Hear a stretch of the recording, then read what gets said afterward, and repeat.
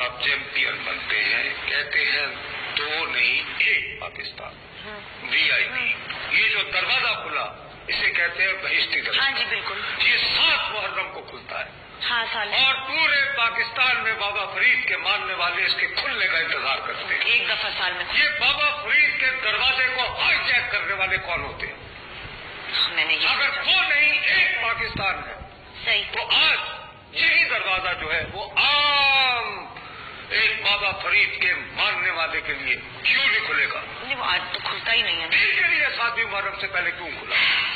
تو جو آدمی بابا فرید جیسے کی درگاہ کو اتنی پرانی ایک روایت کو توڑتے ہوئے 7 محرم کی بجائے اپنے لیے اسپیشلی کھلوا لے، وہ پھر مجھے یہ نہ کہے کہ دو نہیں ایک پاکستان، کہے کہ نہیں 2 پاکستان ہوں گے، جس میں ایک اشرافیہ ہوگی، اس کے لیے بہشتی دروازہ جب وہ چاہے گا کھلے گا۔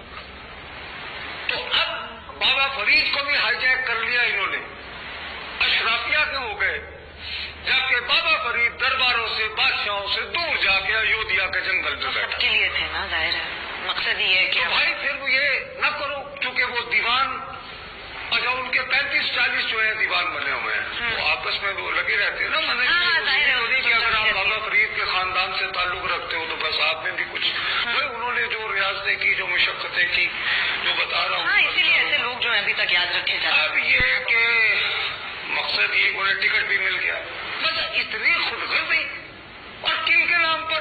بابا فرید کے نام پر۔ ارے بھائی وہ لوگ مطلب کہ کیا ان کی بیوٹی کیا تھی؟ اسلام کیوں پھیلا؟ اسلام